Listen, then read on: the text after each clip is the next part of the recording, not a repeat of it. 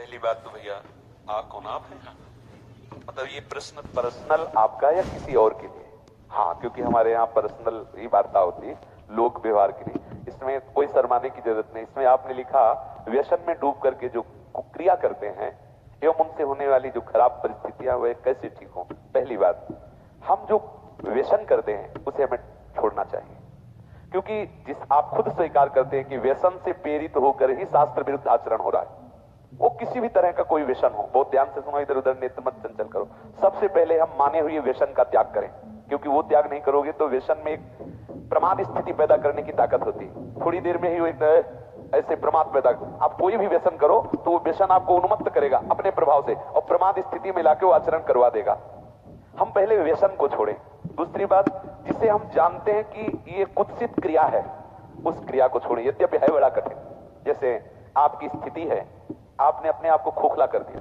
ये जो आपने कुक्रिया शब्द लिखा हो, आपका जो दर्शन अनुभव करा रहा है, अब आप लाख कोशिश करेंगे तो आपको बार बार मन प्रेरित करके परास्त करने की कोशिश करेगा, आपको ऐसी स्थिति पैदा करेगा कि आप फिर उसी क्रिया पे आ जाएं। पर एक बार हिम्मत करके आपको जलना होगा, तभी आप बलवान हो सकते हैं। बिल्कुल ठीक समझना, नहीं आपके आंतरिक बल को नष्ट कर दिया इस क्रिया ने, इस व्यसन ने आपको नष्ट, अब आपको बलवान हो, आप पुनः वैसे हो सकते हो। कितनी अवस्था है आपके शरीर की?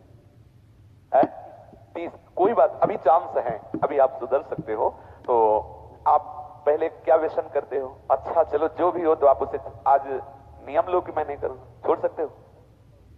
ऑलरेडी छोड़ दिया, ऑलरेडी मतलब बराबर छोड़ दिया। कुक्रिया, कुत्सित क्रिया, हाँ हम समझ रहे, पर आप उसे छोड़ रहे हैं आज कसम खा के। नहीं, महीना पूरा होने में जो वो प्रमत्त स्थिति आएगी, वो सारी कसम असम खोटी में टंगवा देगा। क्योंकि वो एक ऐसी उन्मत्तता होती, प्रमाद स्थिति होती है।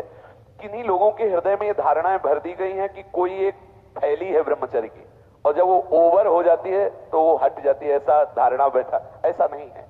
जिन लोगों को ऐसा लगता है कि ये ब्रह्मचर्य रहा ही नहीं जा सकता, जिन लोगों को ये भावना है कि ये नष्ट ही हो जाएगा, कह रहे कि जैसे अपने लोग कसम खा ले कि हम ऐसा नहीं करेंगे, तो 2 दिन 4 दिन का जो आपका अभ्यास है वो तो आप रोकेंगे, लेकिन जब वो महीना 15 दिन होगा तो आपके अंदर फिर प्रमाद स्थिति आएगी। अगर उस स्थिति में आप क्रिया ना करें, कुछ दिन सह जाएं, तो उसका कुछ दिन जो आपका अभ्यास रहा है वो आपको भ्रष्ट करता रहेगा स्वाभाविक बिना क्रिया। तो आपको घबराना नहीं है, आप धीरे धीरे क्रमशः ठीक हो जाएंगे।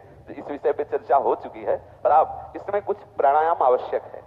किसी योगी जो प्राणायाम के गुरु हैं उनसे आप मिल करके, क्योंकि हम तो वृंदावन के राधा आशिक हैं, हम ये फुस्त फसत सिखाते नहीं हैं, तो किसी योगी से प्राणायाम कुछ सीख लें।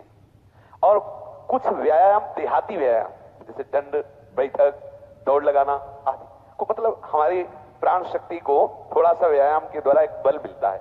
और कुछ आहार नियंत्रण, कि हम इधर उधर की वस्तुएं न खाएं, वो उसमें पड़े हुए हैं वीडियो में कि ये चीज ना, जैसे ब्रह्मचर्य में सहायक सावधानियां, ब्रह्मचर्य में सहायक भोजन, वो उसमें उसको विस्तृत रूप से आप सुन लीजिए और उससे धारण। मुख्य बात है चिंतन बदलना, ये सब गौड़ बात है, मुख्य बात है चिंतन बदलना। यदि हमारा चिंतन विषय लोलुप बना रहा तो चाहे जितना सात्विक भोजन करो, चाहे जितना आप नहाओ धो पवित्र व्यायाम सब, लेकिन आप रोक नहीं सकते, क्योंकि चिंतन है। चिंतन बदलना अति आवश्यक है। उसके बदलने के लिए सत्संग, शास्त्र स्वाध्याय, नाम जप, तीनों आवश्यक है। सत्संग और शास्त्र स्वाध्याय और नाम जप। भले गृहस्थी में हो, 30 मिनट अगर हम शास्त्र स्वाध्याय कर लें, मानो श्री स्वामी राम सुखदास जी की टीका जो की हुई गीता है, वो अमृत है साधकों के लिए। चाहे गृहस्थ हो चाहे विरक्त हो, जरूर स्वाध्याय करना चाहिए। किसी भी संत महापुरुष पर जिस पर श्रद्धा हो उसके प्रवचन सुने, और जो भी भगवान का नाम प्रिय हो वो नाम सुमिरन करे। इससे आपका चिंतन बदलेगा और व्यायाम प्राणायाम से शरीर की नस नाड़ियां मजबूत होगी। शुद्ध आहार से आपको एक सपोर्ट मिलेगा। तो आप तीनों पर दृष्टि डालें, आहार ठीक हो, भजन साधन से चिंतन आप अपना ठीक कीजिए, और संकल्प दृढ़ निश्चय के द्वारा उन अशुभ क्रियाओं को दूर कीजिए। जो अशुभ क्रियाएं आप करते रहे तो आप सुधर जाएंगे। नहीं तो देखो कुछ दिनों बाद ऐसा होने लगेगा, आप देखना आपकी विचार शक्ति लुप्त हो जाएगी। आपके अंदर बिना किसी कारण के शंका बनी रहेगी, भय बना रहेगा, घबराहट बनी रहेगी, हर व्यक्ति से बात करने में चिड़चिड़ापन है, मतलब कितनी तरह की परेशानी आ जाएंगी। देखो हमें किसी से लेना देना थोड़ी है, तो हमारे आत्मा हो तो हम आपको सुख पहुंचाने के लिए कह रहे कि आप पुष्ट बनो, आप बलवान बनो, गृहस्थी भी बनो, तो स्वस्थ और सुखमय जीवन व्यतीत करो। अब देखो अभी आपकी अवस्था क्या, 30 वर्ष की अवस्था का जो मनुष्य शरीर है वो पूर्ण स्वस्थ हष्टपुष्ट होना। देखो आप ऐसे लग रहे हो जैसे बहुत आप चिंताग्रस्त हो, आप बहुत परेशान हो। इससे हुआ क्या, आपने खिलवाड़ कर लिया इसलिए बात है। अब सावधान हो जाइए। बोलिए अब क्या बात, जो आज सुना उसे जीवन में धारण करो। ठीक है, किसी आयुर्वेदिक वैद्य से मिलकर के अगर ज्यादा परिस्थिति खराब हो तो कोई औषधि ले लो।